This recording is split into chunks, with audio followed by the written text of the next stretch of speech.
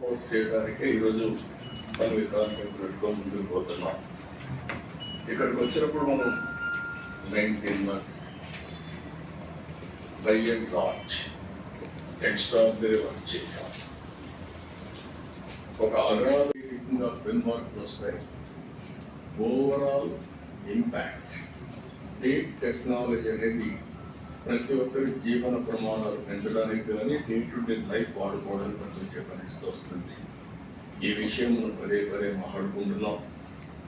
అందుకే ఈరోజు చూస్తే ప్లానింగ్ డిపార్ట్మెంట్ అయితే ప్రతి నెల 8వ తారీఖు KPIs అన్ని తయారు చేసి ఆ KPIs బేస్ చేసుకొని వాట్ ఈస్ ది GST రాష్ట్ర ప్రభుత్వాలు ఈరోజు వన్స్ ఇన్ ఏ ఇయర్ కొంచెం లేట్గా ముందుగా ఇచ్చే పరిస్థితిలో ఉన్నారు. గవర్నమెంట్ ఆఫ్ ఇండియా మాత్రం GDP కంపల్సరీగా క్వార్టర్లీ ఫిక్స్డ్ డేనా వాళ్ళు అనౌన్స్ చేసే పరిస్థితికి వచ్చారు. అది ఇప్పుడే కాదు, ఎప్పుడు కంటిన్యూ అవుతా ఉంది. అదే సమయంలో మనం క్వార్టర్లీ అనౌన్స్ చేస్తున్నాం. ఇప్పుడు నెక్స్ట్ స్టెప్కి వెళ్ళాం.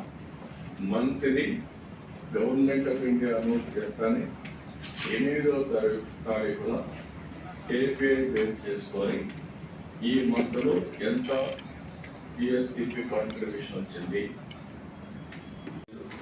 వాళ్ళ అకౌంట్లో ఇస్తాం.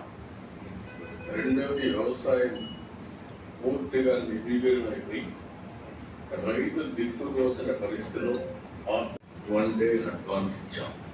That is our commitment. అన్న క్యాంటీన్లు 240 క్యాంటీన్లు పెట్టాం. ఇది పరాకాష్ట. నేను అడిగాను సమానతో కనిపించాలంటే మనం ఇది తప్పదు చేయాల్సిన అవసరం ఉంది. లేకపోతే శ్రీశక్తి కింద ఉచిత ప్రయాణ సౌకర్యం ఏర్పాటు చేసినప్పుడు వీళ్ళు కూడా ఉపాధి కల్పించిన ఉద్దేశంతో ఇచ్చేసాకు మామిడి, కోకో, ఉల్లి ఎక్కడ ఏ పంట అయినా సరే గిట్టుబాటు ధర లేదు, రైతు నష్టపోతున్నాడు అంటే అక్కడ లీజు తీసుకోవచ్చు, వేరే ల్యాండ్ తీసుకోవచ్చు. దానికోసం ఒక అతన్ని ఇన్ని ప్రాంతాల్లో రికార్డ్స్ కవర్ చేశారు. 22 acres చాలా ఈజీ. కంప్యూటర్ని ఏ విధంగా దుర్వినియోగం చేస్తారో చేసి రిక్రూట్ చేశాం. రెండోది అక్కడ మీరు ఒకసారి చూస్తే చాలా సమస్యలు ఉంటే చాలా ఇంకొక పక్క వాణిజ్య పంటల మీద కూడా ఎక్కువ పోతున్నాం. దీంతో మెరుగైన ఫలితాలు వచ్చే పరిస్థితి వచ్చింది.